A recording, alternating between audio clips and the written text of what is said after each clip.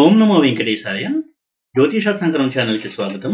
ఈ వీడియోలో ఒక జాతకంలో గజకేసరి యోగం అనేది ఎప్పుడు యోగిస్తుంది, ఎప్పుడు ఆశించినటువంటి యోగ ఫలితాలను ఇవ్వదు, ఏ లగ్నాలకి ఈ గజకేసరి యోగం చాలా మంచి రిజల్ట్స్ ఇస్తుంది, ఎవరికి యావరేజ్ రిజల్ట్స్ ఇస్తుంది, ఎలా అర్థం చేసుకోవాలి గజకేసరి యోగాన్ని, అలాగే గజకేసరి యోగంలో ఉన్నటువంటి గురువు చంద్రుడు ఎటువంటి పరిస్థితుల్లో బలాన్ని కలిగి ఉంటారు, ఎటువంటి పరిస్థితుల్లో బలం తగ్గి ఫలితాన్ని ఇవ్వలేకుండా ఉంటారు, ఇలాంటి విషయాల్ని తెలుసుకుందాము. గురుచంద్రులు కలిసి ఉన్నట్టయితే అది గజకేసరి యోగం అని పేరు. అయితే గురుచంద్రులు పరస్పర కేంద్రంలో ఉంటే కూడా గజకేసరి యోగం అనేది ఏర్పడుతుంది. అయితే ఇద్దరు కలిసి ఉన్నప్పుడు ఈ యోగానికి బలం ఎక్కువ. అయితే ఏ యోగమైనా సరే ఏర్పడేటప్పుడు ఒక ప్రాథమిక సూత్రాన్ని గమనించాలి. ఆ పేరులోనే ఆ యోగం యొక్క ఒక లక్షణాన్ని నిర్దేశించబడింది.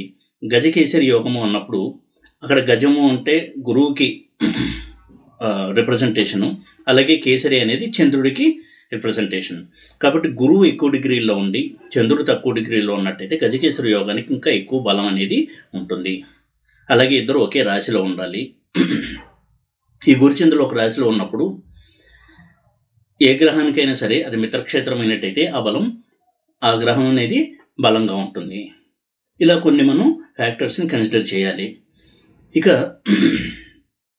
ఈ గజకేసరి యోగం గురుచంద్రులు పరస్పర కేంద్రాల్లో ఉన్నప్పుడు కూడా ఏర్పడుతుంది. ఇక ఈ గజకేసరి యోగం బలాన్ని కనుక చూసినట్టయితే గురువు కానీ చంద్రుడు కానీ బలంగా ఉండడం అనేది ముఖ్యము.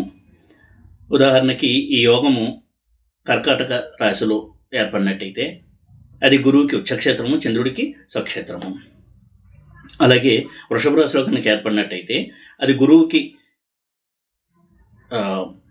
ఇది చంద్రుడికి ఉచ్చక్షేత్రము, గురువుకి కొంత శుక్రుడి యొక్క ఇల్లు కాబట్టి కాస్త బలం తక్కువగా ఉండేటువంటి ఒక క్షేత్రము. ఇక ఇదే గజకేసరి యోగం మకర రాశిలో కనుక ఏర్పడినట్టయితే గురువుకి నీచస్థానము.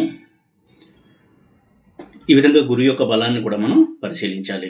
వృశ్చిక రాశిలో ఏర్పడినట్టయితే చంద్రుడికి నీచస్థానం. అదేవిధంగా గురువు కనుక వక్రించి ఉన్నట్టయితే అప్పుడు కూడా ఈ యోగానికి కొంతవరకు బలం అనేది తగ్గినట్టే మనం భావించాలి. గజకేసరి యోగం ఏర్పడినప్పుడు చూడవలసినటువంటి ఇంకొక ముఖ్యమైనటువంటి అంశము, గురువు కానీ చంద్రుడు కానీ గండాంత నక్షత్ర పాదంలో ఉన్నారా.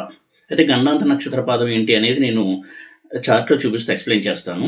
ఈ విధంగా గజకేసరి యోగం ఏర్పడినప్పుడు ముందు ఆ గురువుకి చంద్రుడికి ఉన్నటువంటి బలం ఏంటి అనేది మనం చూసుకోవాలి. వక్రించిన గురువు, నీచలో ఉన్న గురువు, అలాగే నీచలో ఉన్న చంద్రుడు కొంతవరకు బలాన్ని తగ్గి ఉంటారు కాబట్టి ఈ యోగం అనేది బలమైన ఫలితాలను ఇవ్వలేదు. అయితే ప్రధానంగా గురు మహాదశ కానీ చంద్ర మహాదశ కానీ వచ్చినప్పుడు మాత్రమే ఈ యోగం పూర్తి బలాన్ని సంతరించుకుంటుంది. ఇక ఈ గజకేసరి యోగం ఏర్పడినప్పుడు పాపగ్రహాలతో కనుక కొంతవరకు సంబంధం ఉన్నట్టయితే కొంత అఫ్లిక్షన్ అనేది ఉంటుంది.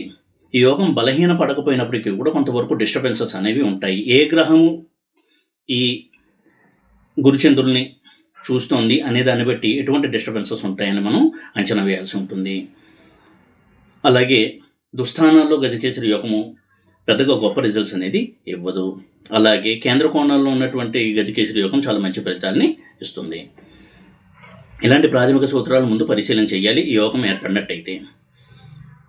అయితే ఈ వీడియోలో ఒక చార్ట్ చూపిస్తూ మీకు ఎక్స్ప్లెయిన్ చేస్తాను ఈ గండాంత నక్షత్ర పాదం అంటే ఏంటి, అలాగే ప్రతి లగ్నానికి కూడా ఈ గజకేసరి యోగం ఎంతవరకు యోగిస్తుంది, లేదా ఏ లగ్నాలకి ప్రత్యేకంగా ఈ గజకేసరి యోగం అనేది చాలా బాగా యోగిస్తుంది, ఏ లగ్నాలకి అంతగా యోగించదు, ఇవి కొంతవరకు నేను ఎక్స్ప్లెయిన్ చేస్తాను.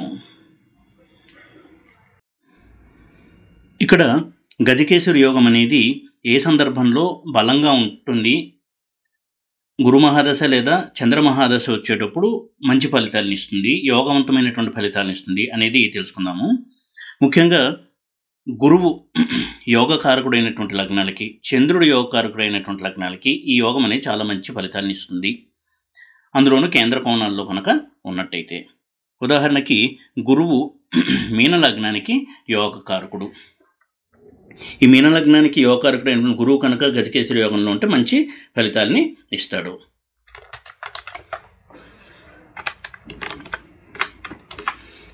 అదేవిధంగా చంద్రుడు వృశ్చిక లగ్నానికి మీన లగ్నానికి యోగకారకుడు కాబట్టి వృశ్చిక లగ్నానికి కూడా మంచి ఫలితాలని ఇస్తుంది ఈ యోగము. ఇక కొన్ని లగ్నాలకి గజకేసరి యోగం అనేది ఆశించినంత శుభ ఫలితాలని ఇవ్వకపోవచ్చు.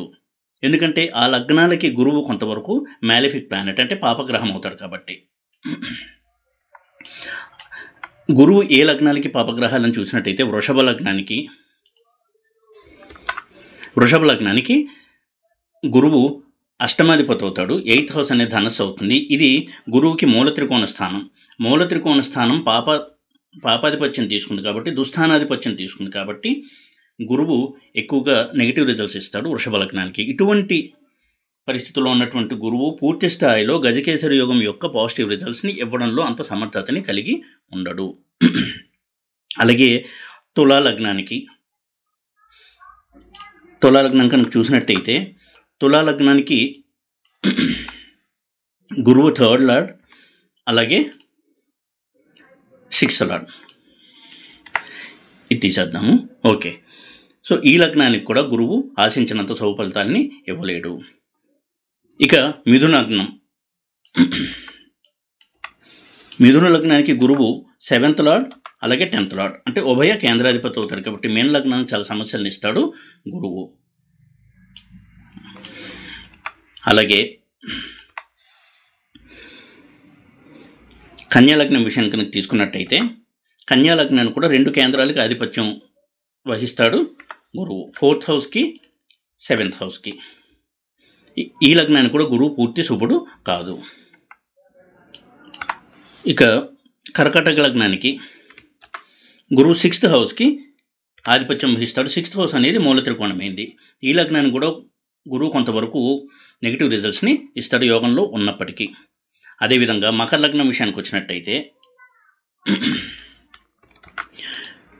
మూల త్రికోణం 12వ ఇల్లు అవుతుంది. తృతీయాధిపత్యం కూడా ఉంది. ఈ రెండూ కూడా పాపాధిపత్యాలుగానే చూడాలి. అందులోనూ వ్యయం అనేది 12th హౌస్ అనేది మూల త్రికోణం అయింది గురువుకి. కాబట్టి ఈ లగ్నానికి గురువు పూర్తి స్థాయిలో శుభ ఫలితాన్ని ఇవ్వలేడు. ఇక గురువు వక్రించిన నీచలో ఉన్న అంటే మకరంలో కనుకున్నట్టయితే గురువు కొంతవరకు బలం అనేది తగ్గుతుంది కాబట్టి ఎక్కువ బలంగా రిజల్ట్స్ని ఇవ్వలేడు. చంద్రుడి విషయానికి వచ్చినట్టయితే ఉదాహరణకి చంద్రుడు నీచలో ఉన్నట్టయితే వృశ్చికంలో అప్పుడు కూడా బలం అనేది కొంతవరకు తగ్గుతుంది. ఈ విధంగా గురువు యొక్క బలము చంద్రుడి యొక్క బలము అనేది కూడా ఈ యోగం ఎంత బలంగా రిజల్ట్స్ ఇస్తుంది అనే దాని మీద ఆధారపడి ఉంటుంది. ఆ బలాల మీద యోగం యొక్క ఫలితాలు ఆధారపడి ఉంటాయి. ఇక గండాంత నక్షత్రం అంటే ఏంటి అనేది తెలుసుకుందాము. ఈ 12 రాసుల్లో కూడా అగ్నితత్వ రాశులు, జలతత్వ రాశులు, భూతత్వ రాశులు, వాయుతత్వ రాశులు ఉంటాయి. మీనము జలతత్వ రాశి, మేషము అగ్నితత్వ రాశి, అలాగే కర్కాటకము జలతత్వ రాశి, సింహము అగ్నితత్వ రాశి, వృశ్చికము జలతత్వ రాశి, ధనస్సు అగ్నితత్వ రాశి. ఈ జలతత్వ రాశి అయిన మీనంలో నక్షత్రాలు, నక్షత్ర పాదాలు ఉంటాయి. అయితే ఈ జలతత్వ రాశిలో ఆఖరిగా ఉండే నక్షత్రము రేవతి. రేవతి 4వ పదం అనేది ఈ బార్డర్కి ఆనుకుని ఉంటుంది. అలాగే మేషంలో మొదటి నక్షత్రము అశ్విని. కాబట్టి రేవతిలో 4వ పాదము, అశ్వినిలో మొదటి పాదము. ఈ రెండు కూడా గండాంత నక్షత్ర పాదాలు. అలాగే కర్కాటకం విషయంలో వస్తే ఆఖరి నక్షత్రంలో ఆఖరి పాదము జ్యేష్ఠ, సింహంలో మొదటి నక్షత్రంలో మొదటి పాదము మఖ నక్షత్రంలో మొదటి పాదము. ఇక వృశ్చికం విషయానికి వస్తే ఇక్కడ కర్కాటకంలో ఆఖరి నక్షత్రము ఆశ్లేష, ఆశ్లేష ఆఖరి పాదము, మఖ మొదటి పాదము. ఇక వృశ్చికం విషయానికి వచ్చినట్టయితే జ్యేష్ఠ ఆఖరి పాదము, మూల మొదటి పాదము. ఇవి గండాంత నక్షత్ర పాదాలు. రేవతి 4వ పాదము, అలాగే అశ్విని 1వ పాదము. ఇందులో ఆశ్లేష 4వ పాదము, మఖ 1వ పాదము.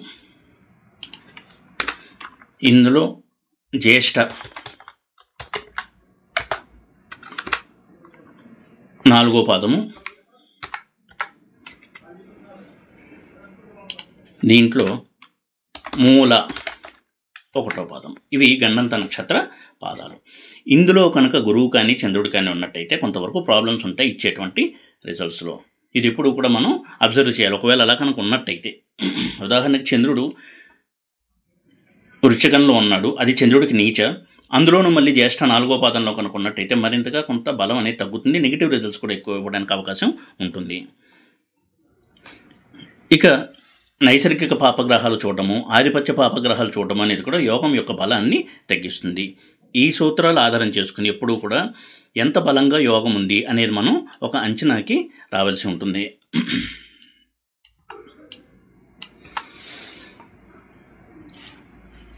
కాబట్టి లగ్నానికి సంబంధించి ప్రతి లగ్నానికి గురువు యోగకారకుడా క్రూరుడా ఇవి తెలుసుకుని ఈ గజకేసరి యోగంలో ఉన్నటువంటి గురువు చంద్రుడు ఎంతవరకు శుభ ఫలితాలను ఇస్తారు అనేది మనం చూడాల్సి ఉంటుంది.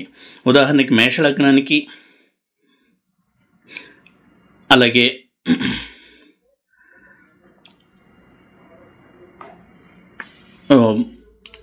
వ్యయాధిపతి అయిన గురువు,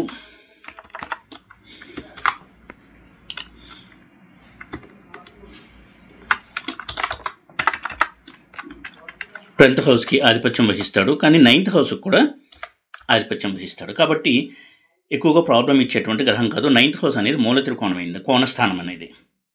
అలా కాకుండా కొన్ని లగ్నానికి కొంత ఇబ్బందికరమైనటువంటి పరిస్థితుల్లో ఉంటాడు. ఇందాక చూపించినట్టుగా వృషభానికి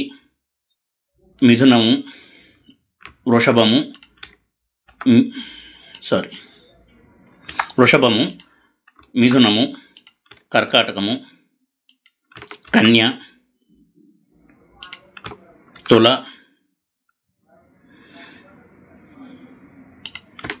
మకరం, వీటికి ఎక్కువగా సమస్యలు ఇచ్చేటువంటి గ్రహం గురువు. కాబట్టి గజకేసరి యోగం కూడా కొంతవరకు ప్రభావితం అవుతుంది. అలాగే ఏ లగ్నంలో ఈ యోగం ఏర్పడినా అది దుస్థానం కాకుండా ఉండాలి. ఆ లగ్నం నుంచి దుస్థానంలో ఏర్పడకూడదు. మేషలగ్నానికి ఉదాహరణకి గురువు శుభుడైనప్పటికీ 6th హౌస్లో కనుక ఉన్నట్టయితే కొంతవరకు బలం తగ్గుతుంది. అలాగే 8th హౌస్లో ఉన్న ఇక్కడ చంద్రుడు నీచలో ఉంటాడు, 12th హౌస్లో కూడా.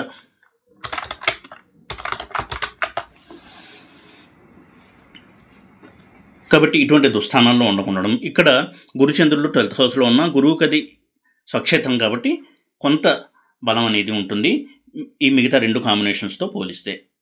ఇది ఒక ఉదాహరణగా చూపించడం జరిగింది దుస్థానంలో ఉండడం అనేది. అలాగే గురువు కనుక వక్రించి ఉన్నట్టయితే,